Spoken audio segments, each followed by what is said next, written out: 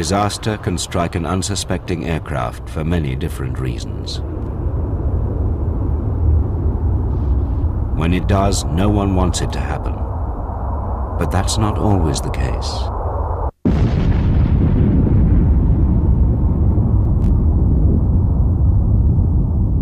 Some incidents that air investigators are called to solve turn out to be deliberate.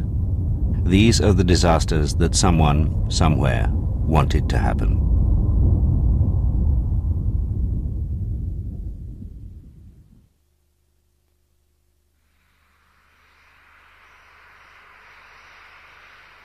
This is a public safety announcement.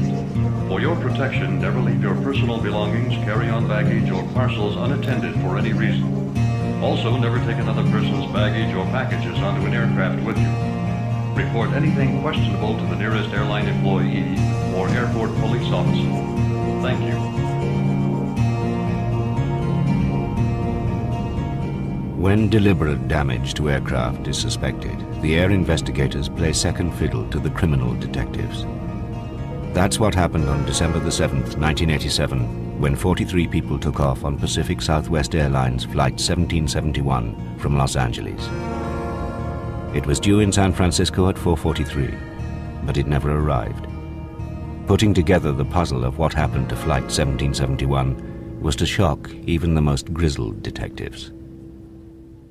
Good evening, and thanks so much for joining us on this Monday, December 7th. We have lots to tell you about, and we will lead off with what is apparently a plane which has crashed near Templeton this evening. The plane went down about 4:25, we understand, and we have no confirmation.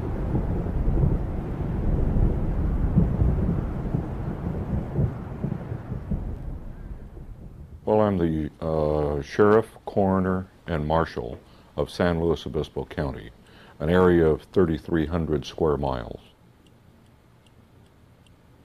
Well, on the way to the crash site, we received information that there was possibly gunshots involved.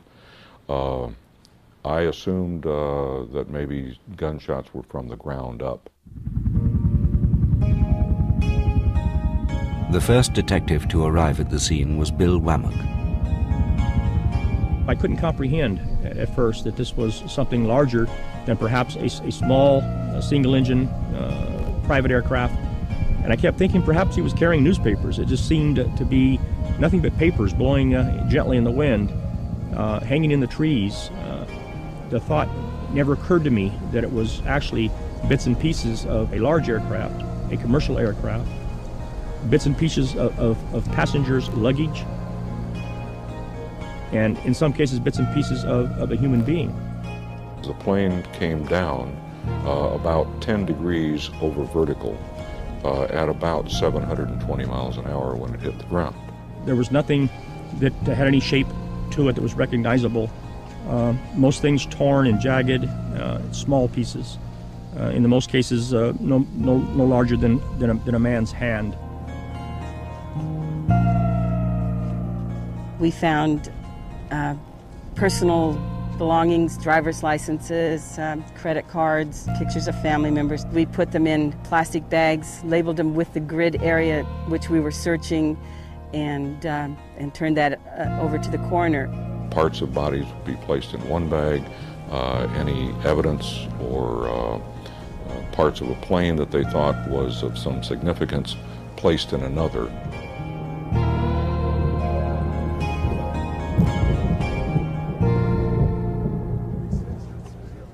On the second day of the search, investigators made a vital find.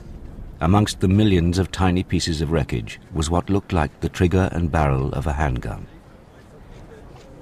On the morning of December 9th, an FBI agent located that gun in the tree area behind me, and I was at the time standing at that tree.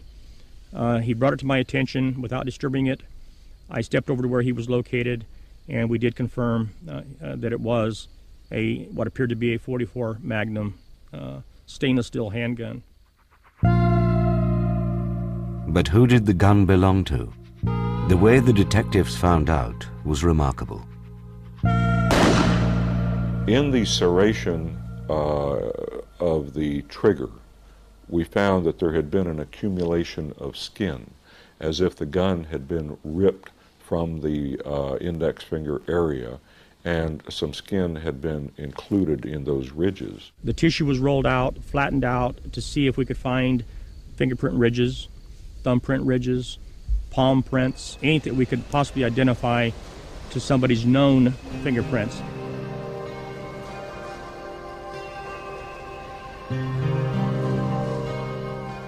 Meanwhile, the FBI had been checking the passenger manifest of those who'd boarded Flight 1771. On that list was a man named David Burke, whose fingerprints were on file.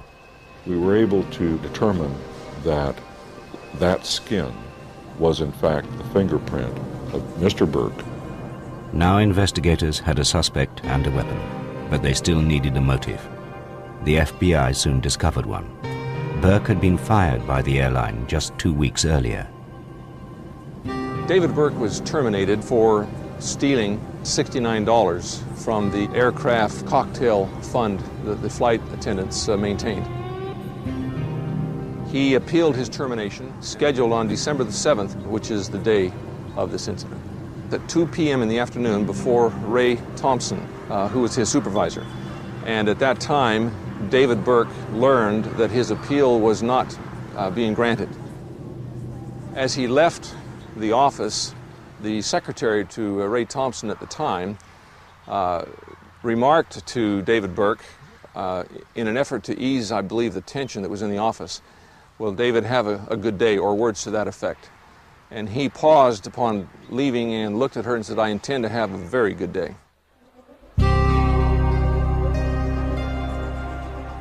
With that, Burke went to buy a ticket for Flight 1771 to San Francisco, a flight he knew his boss, Ray Thompson, traveled home on daily.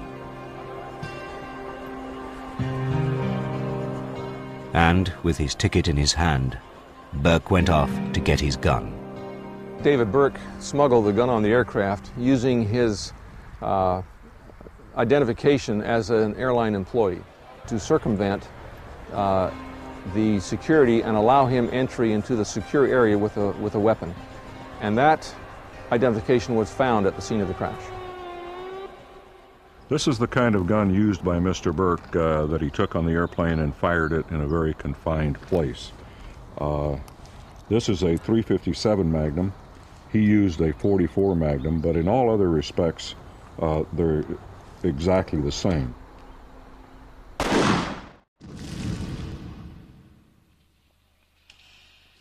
During our investigation on the scene of the crash, we recovered a air sickness bag.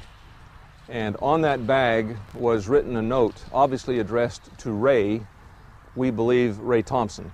I was startled by that because things were blowing all over the place, as I said, 7-8 miles away in a very large area. And we had what appeared to be millions of pieces of paper out there. And the note we have determined, the laboratory, the FBI Identification Division has determined was written by David Burke. The letter, or the note, said, "Hi, Ray, it's kind of ironical, isn't it, that we end up like this? I asked for leniency for my family, remember? Well, I got none, and you'll get none."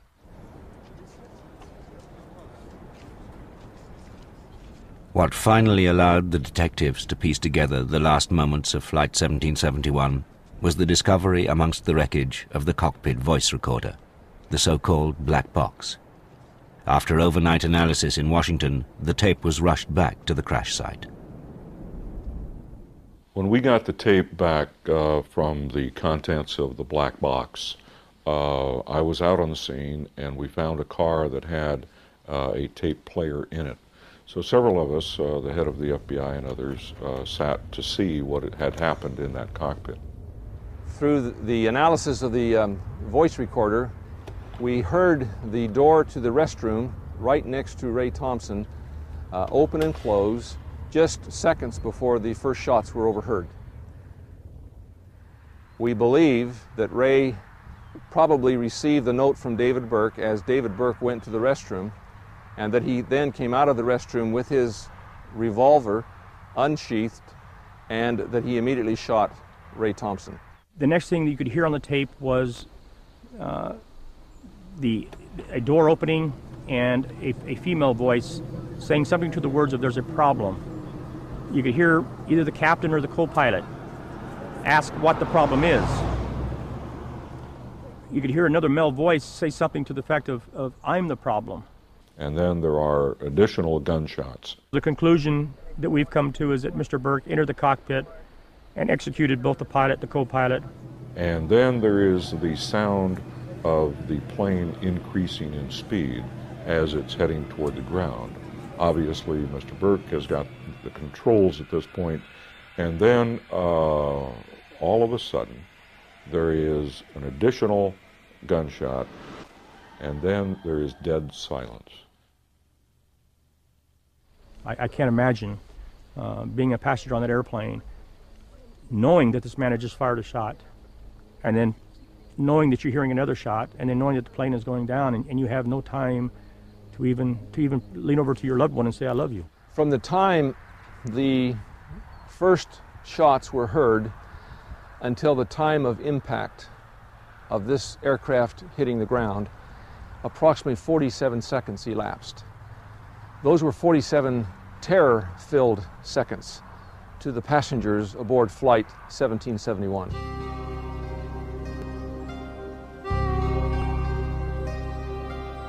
This entire incident took place because Mr. Burke was fired for stealing $69.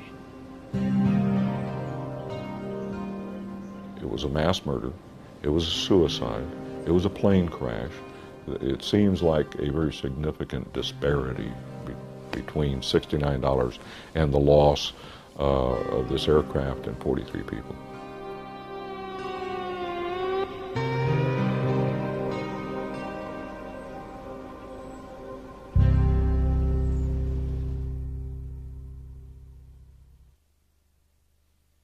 Can you just bring your arm around? Yeah.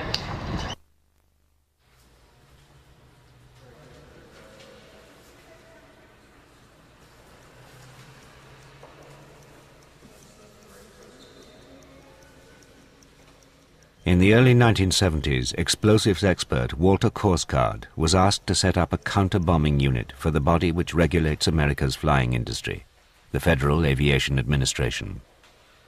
Part of my job there was making speeches around the country. And in the process, while I'm talking about the bombers, I would build a device to show how anybody could do it. I would buy all the components right in the town where I was. And little by little, it would come together. And of course, what I would attempt to do would be to set the clock, the timer, if you will, so that the bomb would go off. Of course, not like a regular bomb, but with a good flash and a little booming and some smoke to get the audience's attention.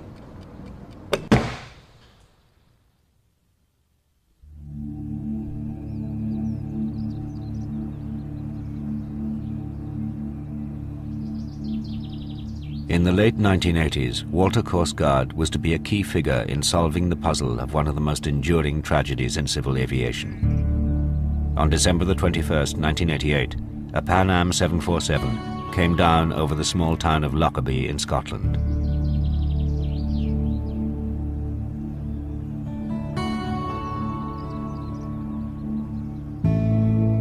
Pan Am 103 was on its way from Heathrow to New York City.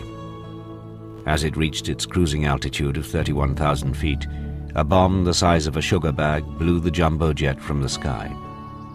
Minutes later, all 259 people on board and 11 people on the ground were dead. No suspect has been tried for those murders. The question, why not, is the one most despairingly asked today.